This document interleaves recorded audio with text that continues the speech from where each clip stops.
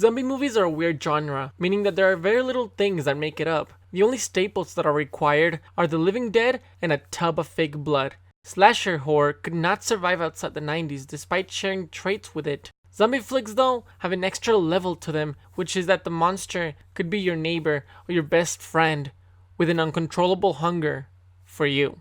It says so much without trying. Lately, it has died down, with its only survivor being The Walking Dead, but it is growing slowly under the blockbusters and in nostalgic rehashes.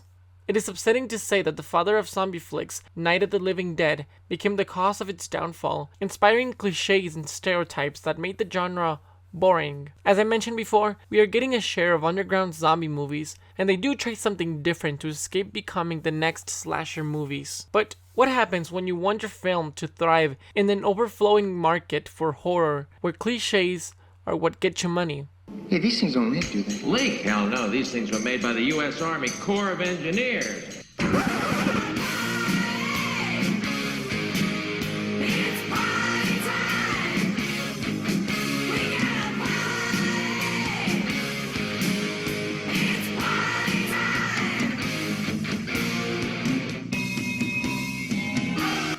It's kind of a sensation machine, made out of the usual ingredients, and the real question is whether it's done with style. It is. The Return of the Living Dead is filled with 80s, and I love it. It is pretty by the numbers when you look at it from a distance. Well, I think from a distance, from a distance, okay? From like back here, or out the room, or... It's got your buffet of mid-20s teenagers, endless blood and gore, and pointless sex appeal, and haircuts. But I think the magic of it comes from the actors who put their all into it in a tight script that takes your ass and staples it to the seat. There are little to no dull moments in it. The introduction is a long scene of a man explaining to this kid how working at a warehouse for cadavers works. It feels like a play at times, the way they move around the set, how they transition from topic to topic. Not to mention that you get to like them a lot in this short moment they have on screen. Can't think of a better way to have started this movie. The rest of our brains, cast, consist of a loaded mortician, a very coordinated man who knows how to deal with a supernatural threat, and a band of rebels. Casey, Tina, Gus, Spider, Trash, and Suicide. Please tell me you guys clicked out this video to watch this movie immediately. They are crazy funny, they all share this chemistry, and they know how to pass it to the person delivering the next line. Well, where? Where are we gonna party? I don't know, somewhere.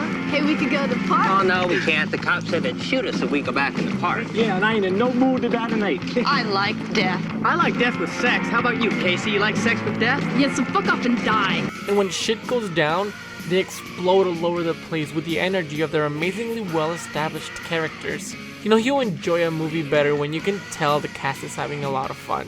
It just helps you feel more immersed. Apart from fun, you will also feel so much anxiety. On the other hand, we have Frank, Freddy, Bert, and Ernie. See? That's what real names sound like. These characters are stuck in a horrible situation where they have to figure out how to stop this mess, and the energy bounces all around them. Two are calmly trying to think of solutions while these two are just crying, and it's freaking hilarious. This variety in the cast and writing allows it to feel fresh every few minutes and pretty much attracts all audiences. So yeah, you've heard this movie is pretty by the numbers, right? What makes a horror movie with dying teens so original?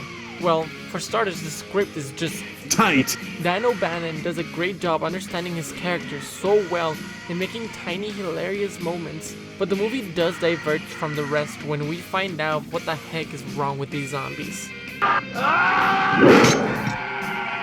They just won't die. Stabbing the brain? Well, now you got your knife and a corpse and it still wants to eat you. Cut off an arm, and you only got an extra walking tiny zombie.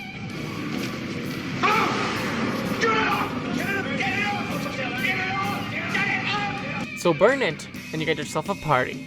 This just helps itself to a ton of amazing comedic moments only this twist could give you. Plus, it allows the movie to have some creative makeup. Speaking of makeup, this is a Tarman zombie.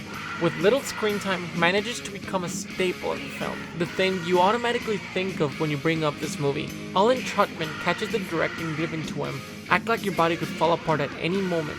So he does this creepy walk and he's yelling brains. His design is unique without being too much, and it feels like the exact thing that would happen to a corpse under its conditions. There's also this half zombie they interrogate. The movie gets wild, you guys. It's crazy when it has to be, and at times it can be scary if you fall under its atmosphere enough. It is a great watch and a hell of a fun time with friends in the Halloween season. Oh, great, here's your friend and mine. Hey, fuck you, ball buster!